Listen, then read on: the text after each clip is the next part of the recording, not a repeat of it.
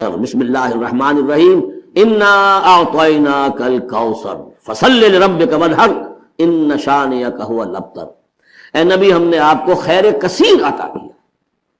اس خیر کثیر میں یہ تو یہ کہ حوض کوثر وہ بھی اسی میں شامل ہے، لیکن یہ کہ اس پر آپ کو 25-30 قول مل جائیں گے۔ قرآن سب سے بڑا خیر کثیر ہے، بہت بڑا خیر کثیر۔ حکمت، ومن یؤت الحکمت فقد اوتی خیرا کثیرا، جس کو حکمت اور دانائی دے دی گئی اس کو تو خیر کثیر دے دیا گیا۔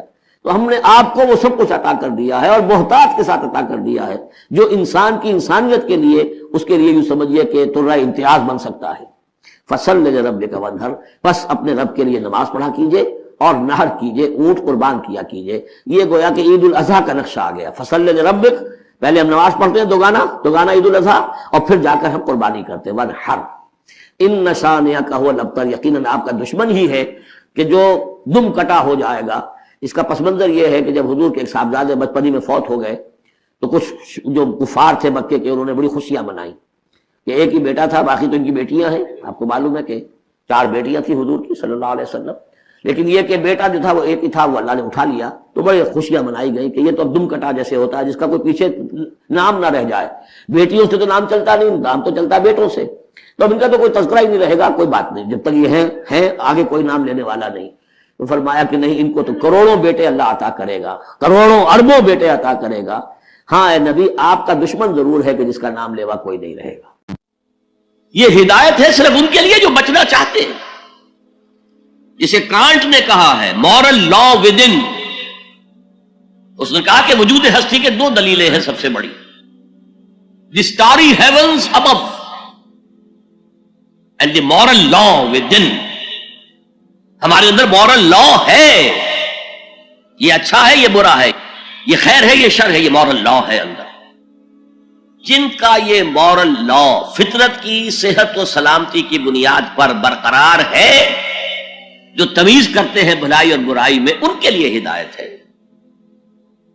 اولاً وہی آتے ہیں سلیم الفطرت لوگ، ابو بکر اور عثمان رضی اللہ تعالی عنہما، والذین تبعوہم بإحسان، پھر کچھ لوگ ان کے پیچھے پیچھے بھی آتے ہیں۔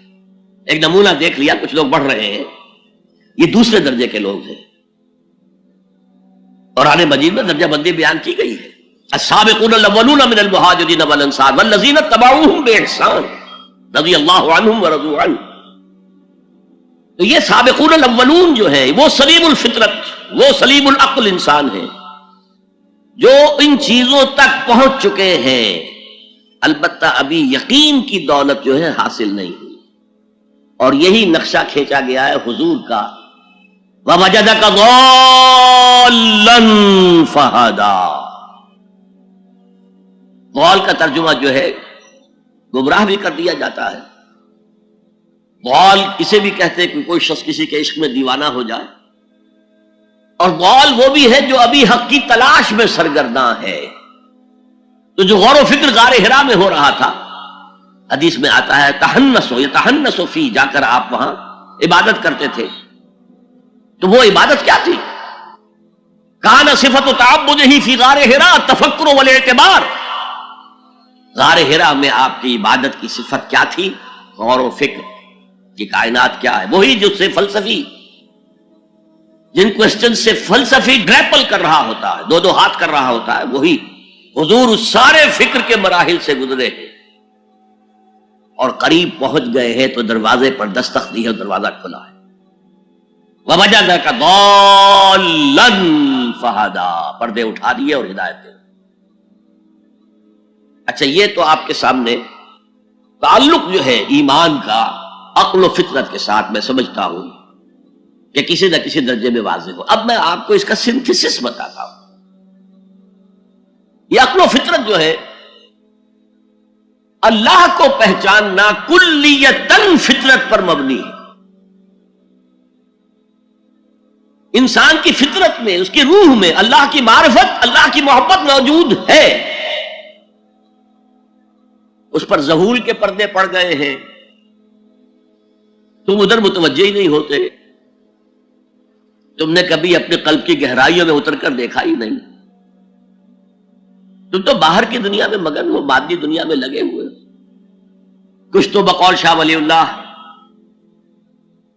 وہ حیوانیت کی سطح پر آ جاتے ہیں بیچارے. صبح سے شام تک کی کمر توڑ دینے والی محنت کے بعد بھی ان کی بنیادی ضرورتیں زندگی کی پوری نہیں ہوتی. وہ کیا کسی سے لو لگائیں گے, کیا خدا کو یاد کریں گے؟ کاد الفقر و یکون کفرا, یہ فقر اور احتیاج اور مفلسی تو انسان کو کفر تک پہنچا دیتا. حضور کی حدیث. تو تم ادھر متوجہ ہو, ہماری طرف متوجہ نہیں ہوتے. حضرت ابراہیم کا قول کیا تھا؟ انی وجہت وجہی للذی فطر السماوات والارض حنیفا وما انا من المشرکین. اور یہ نماز کا افتتاح بھی ہے. انی وجہت وجہی, میں نے اپنا رخ سیدھا کر لیا ہے اللہ کی طرف, حنیف یکسو ہو کر, دائیں بائیں کوئی میری توجہ نہیں جا رہی. یہ ہے در حقیقت اس عبادت کا تقاضا, جو کہ شکر کا لازمی نتیجہ. اب اس کا سنتھیسس دیکھیے. میں نے کہا کہ سب سے پہلے ایمان باللہ وہ کلیتاً فطرت پر ہے.